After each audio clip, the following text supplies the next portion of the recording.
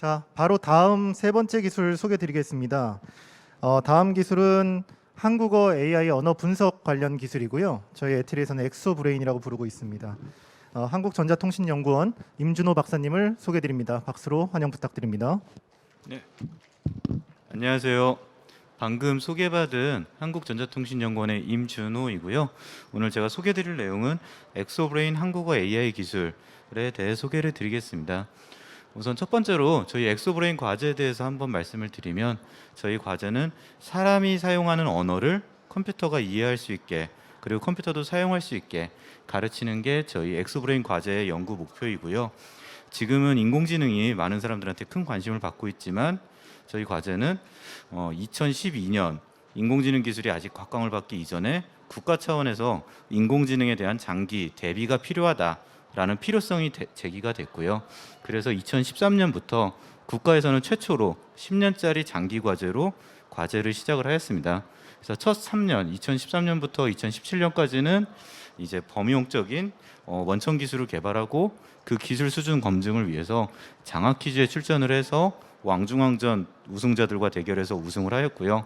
그 다음 3년, 2017년부터 2020년까지는 이를 법률 분야나 금융 분야와 같은 공공 분야에 적용을 하자 해서 사업화하는 목표를 수행을 하였고, 지금 2020년부터 22년까지는 딥러닝 기술이 가진 한계, 이제 블랙박스라는 한계를 극복하기 위해서 판단 결과에 대한 근거를 제시하는 질의응답 기술 및 사업화를 추진을 하고 있습니다.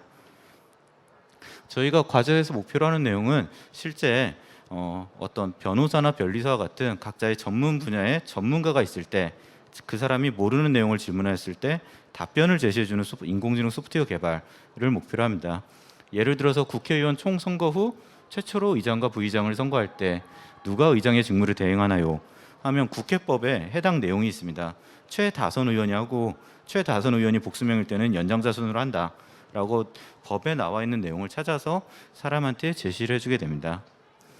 저희가 개발하고 있는 기술은 지금 이제 컴퓨터가 사람의 언어를 이해하고 질문의 정답을 제시하기 위해 필요한 딥러닝 기술, 심볼릭 기술을 다 연구를 하고 있고요.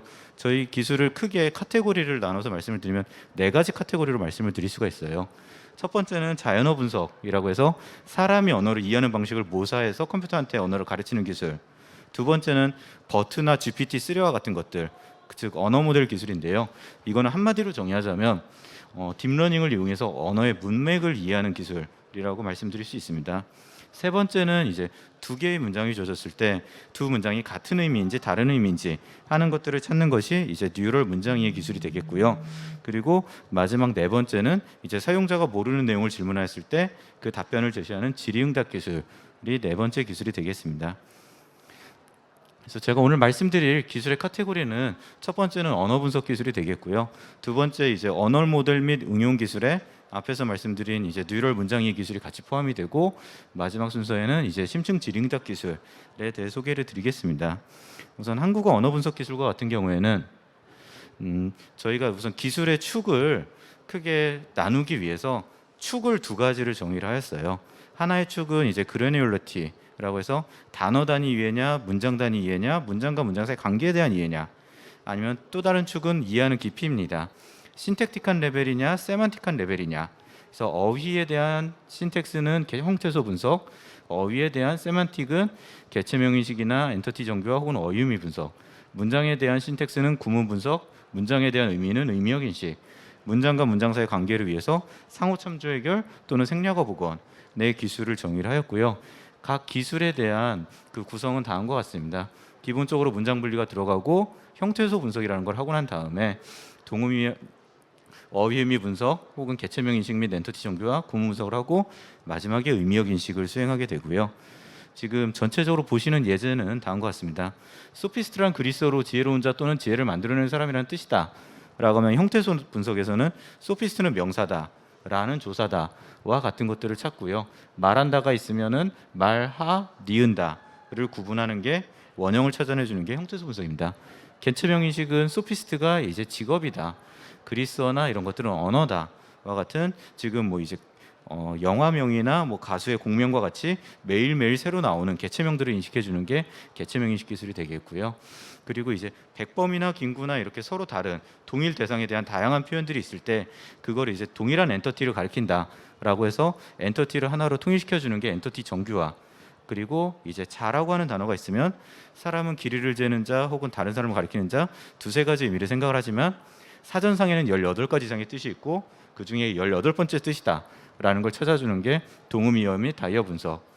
의존 구문 분석은 시퀀셜한 문장을 이제 2차원의 트리 형태로 바꿔주는 게 의존 구문 분석. 의미적 인식은 만들어내다라는 실제 행위가 있을 때 의미적으로 누가 만들고 그 대상이 무엇인지 하는 의미적인 분석을 하는 게 의미적 인식 기술이라고 봐주시면 됩니다. 저희는 그리고 기존에 저희가 개발했던 기술은 문어체 대상으로 위키백과나 법률 이런 데 대상으로 언어 분석 기술을 개발을 하였는데요. 실제 산업계에서는 이제 AI 스피커나 챗봇과 같은 구어체 대상의 니즈가 굉장히 많았어요. 그래서 저희가 구어체 대상으로 형태소 분석과 개체명 인식 기술을 개발을 하였고요.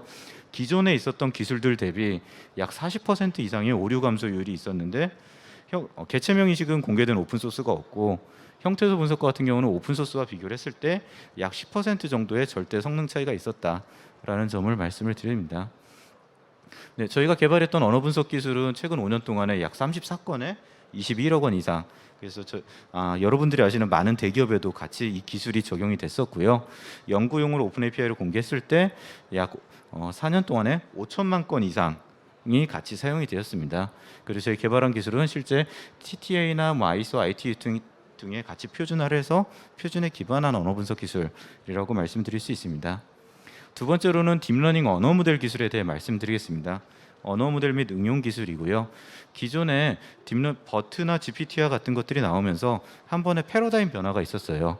기존에는 내가 어떤 태스크를 풀고자 하면은 그 태스크의 학습 데이터를 가지고 태스크에 대한 딥러닝 모델을 별도로 만들었다면 이제는 버트나 GPT와 같은 딥러닝 언어 모델을 만들고 거기에다가 파인 튜닝을 해서 새로운 이제 모델 태스크에 적용하게 하는 형태의 기술이 지금 이쪽에 이제 딥러닝 언어 모델 기술이 되겠고요.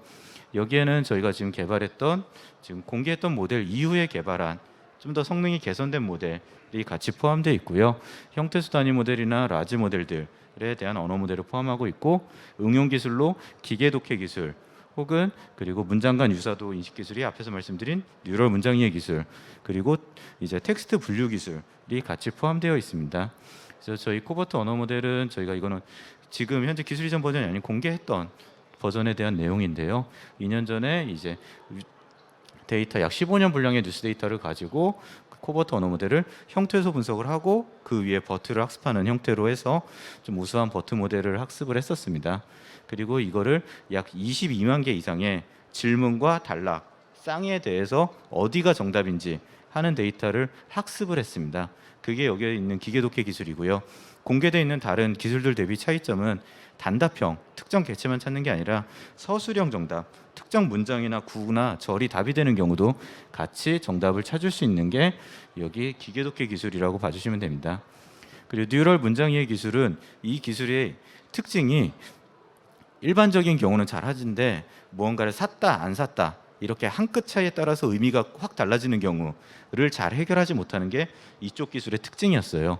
그래서 저희는 다양한 적대적 예제에 견고한 로버스트니스를 개선한 기술을 개발을 하였고요. 기존에 공개되어 있는 오픈소스대로랑 비교 평가를 했을 때 특히 경고성 평가셋에 있어서 성능 차이가 굉장히 크다라는 것을 확인을 할 수 있었습니다. 그리고 이 기술은 작년도에 같이 오픈 API로 공개를 했고요. 현재로도 지금 먼슬리로 7만 건에서 8만 건씩 같이 사용이 되고 있는 기술입니다. 그리고 저희 앞에서 말씀드린 이 기술들을 가지고 많은 기업들이 또 기술 이전을 받아서 활용을 했는데요. 뭐 그 예제로는 뭐 전자계약서를 대화로부터 자동으로 생성해주는 예제라든가 건설 현장에서 이제 규정에 대해서 챗봇으로 답변을 제공해주는 기술, 혹은 콜센터에서 어떤 판매 상품을 모니터링할 때 이게 완전 판매인지 불완전 판매인지 판단하거나 할 때 저희 언어 분석 이 딥러닝 언어 모델 기술이 같이 활용이 됐었습니다. 그리고 세 번째로는 이제 질의응답 기술에 대해 설명을 드리겠는데요.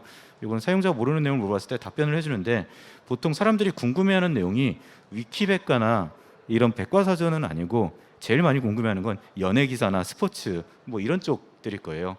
근데 그것과 다르게 사람들이 반드시 이제 궁금해서 알아보고자 하는 경우가 법령 아니면 혹은 규정 이런 경우들이 있는데요.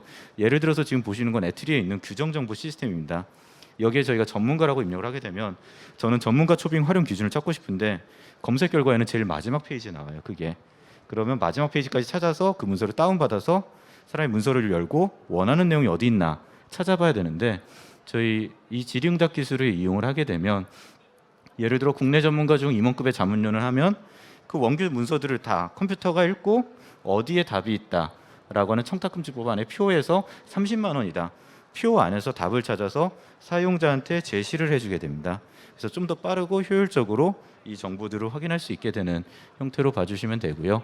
저희 질의응답 기술은 이제 어떻게 보면 큰 관점에서 보면 플랫폼이에요. 이 안에는 검색도 들어가고 앞에서 말씀드린 언어 모델을 이용한 이제 랭킹, 리랭킹을 해주는 기술, 근거 문장을 찾는 기술, 그리고 정답이 어디 있는지 찾는 기술이 들어가고 이게 단락의 텍스트뿐만 아니라 테이블에 대해서도 같이 동작을 하는 게 저희가 개발한 이 질의응답 기술이라고 봐주시면 됩니다.